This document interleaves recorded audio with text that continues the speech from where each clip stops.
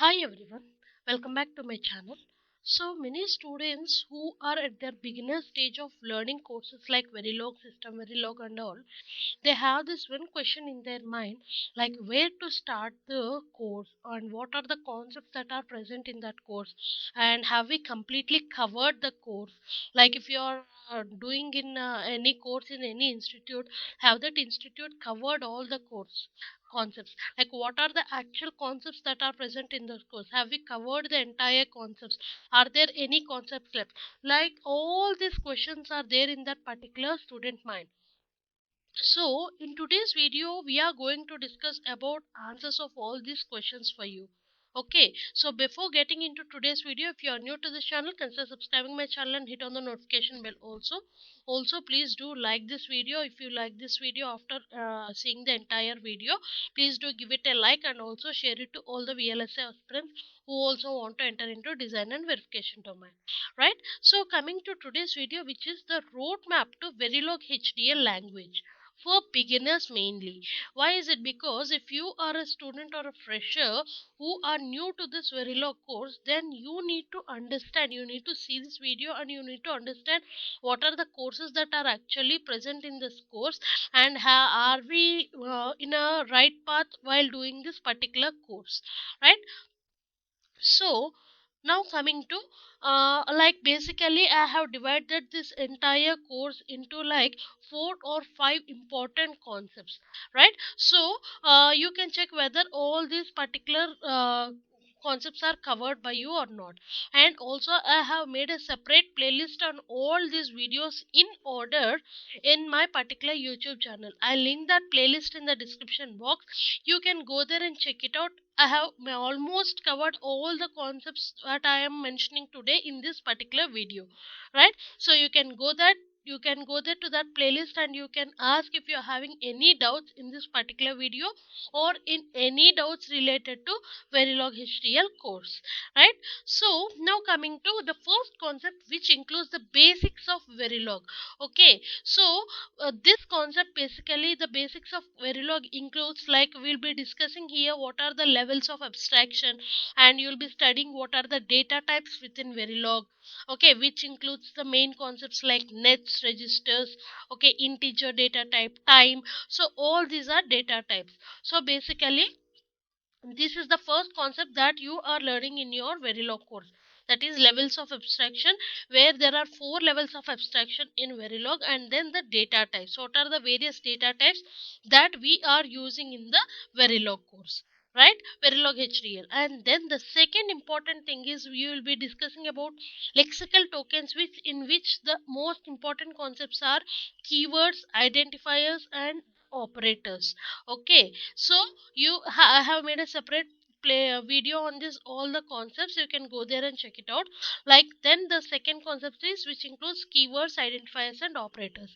And then you will be learning vectors and arrays, and what is the difference between vector and array representation within Verilog, right? And I have made a separate short video in order to have a I have where I have given a separate tip for in order to categorize between the vector representation and array representation. Because if you are a beginner, many students have this one doubt, like what is the difference between vector representation and array representation, because both seem somewhat similar. So that is why I have made a separate short video. I'll link that here. You can just go there and check it out. What is the tip in order to get the categorize the difference between the vector representation and array representation, right? And then in this basics of Verilog, the last concepts will be the memory and parameters, right? So these are the basics within the Verilog HTML. Like these are the first basic concepts that you will be starting up your Verilog HTML course, right? So if you are doing a Verilog HTML course either through online sessions or through free resources, or if you are joining in an institute, just check it out whether you have covered all these particular concepts within the basics of Verilog. Now coming to the second the module, which is gate level module modeling, right? So this is our second concept. After completing all the basics of Verilog, then you will be coming with the modeling techniques. Okay, in gate level, in Verilog, you will be learning three kinds of modeling techniques, which is gate level modeling technique, data flow modeling technique, and behavioral level modeling technique. Right? So then the first concept is gate level modeling technique. So within this gate level modeling technique, what are the concepts that you will be learning? You will be learning about the what are the basic gates that you are using, and what are the gate primitives, and then how the gate level modeling techniques, how do you write a code by using this gate level designs, and one that we will be calling as gate level modeling techniques. And then you will be learning about the gate delays. So these are the concepts that you will be learning within your gate level modeling technique, right? So the gate primitives and or basic gates, and then gate level modeling techniques and gate delays. And check it out whether you have covered all these concepts when you are learning the gate level modeling technique, right?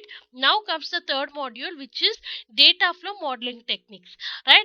So within this data flow modeling technique, first you will be learning about the assignment techniques. So continuous assignment. Okay, so what is continuous assignment, what is data flow modeling, how do we use this assign technique within this data flow modeling? So all these things related to continuous assignment you will be learning. And then you will be learning about various operators that you will be using within the data flow modeling in order to design your code, right? And then delays within the data flow modeling. So these are the three important concepts within the data flow modeling that you will be learning about, which is continuous assignment, various operators within the data flow modeling, and then delays. Right? Now the fourth module, which is behavioral level modeling. Right? So this is the most important concepts within the system Verilog, because basic gate level modeling and data flow modeling are basic are at the basic level, but when it comes to the higher level, you will be having this behavioral level modeling techniques. So within this behavioral level modeling techniques, what are the concepts that you will be learning? You will be learning about the always and initial blocks, and again within always block you are having the sensitivity list. So you will be learning about what is the sensitivity list, what is the use of sensitivity list, which is a very important concept when you attend interviews within Verilog HDL, right? So first concept is always and initial blocks, and then you will be learning about procedural assignments. Basically, if you see before, in data flow modeling we are having the continuous assignment, right? So when it comes to behavioral modeling, you will be using the procedural assignments. So now you will be knowing what is the difference between continuous assignment and procedural assignment within the behavioral level modeling. And then within the procedural assignment, you are having blocking and non-blocking statements, right? So you will be seeing what is the difference between blocking and non-blocking statements, and what is the representation for blocking statement, what is the representation for non-blocking statement, why do non-blocking statements exist. Okay, so basically in Verilog you will be encountering a condition called race around condition. So what is this race around condition, how do we avoid it? By using the non-blocking statements. Why do blocking statements create this race around condition? So all these concepts you will be learning within the blocking and non-blocking statements.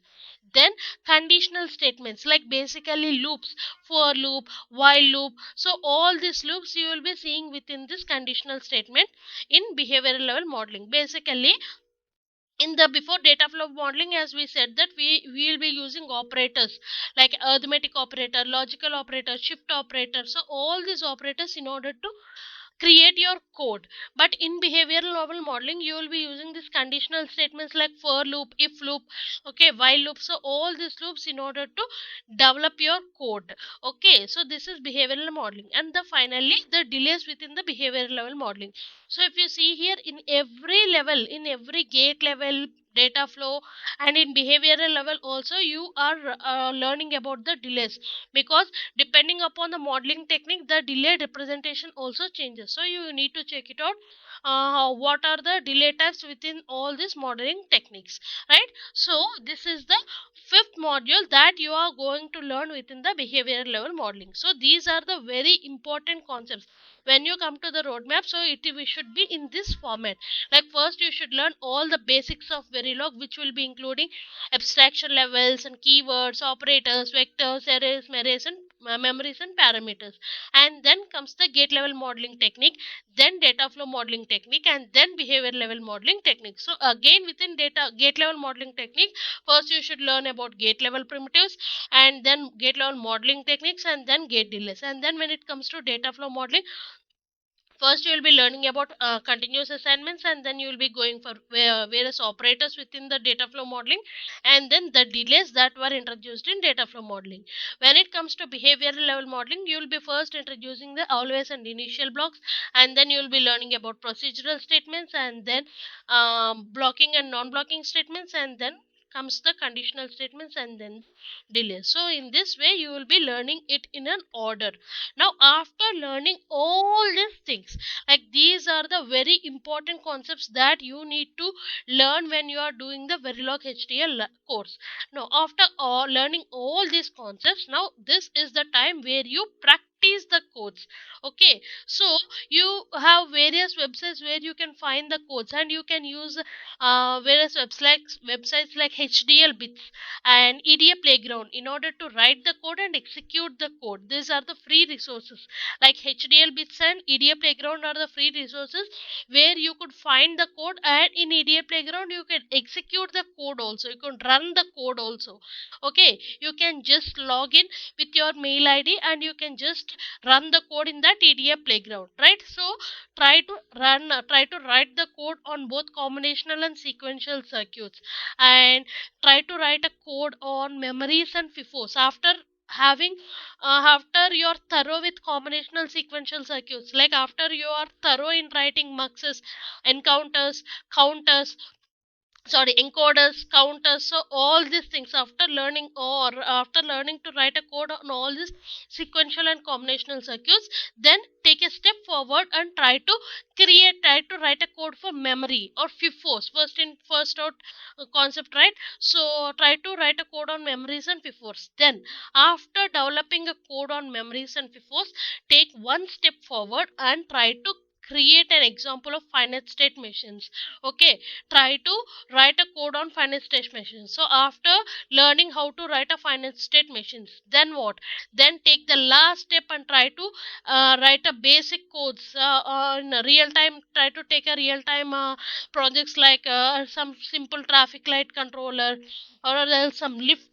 Okay, so try to take examples of this and try to develop a code on Verilog HDL. Okay, so this is your Verilog HDL roadmap, right? For beginners who are new to this course.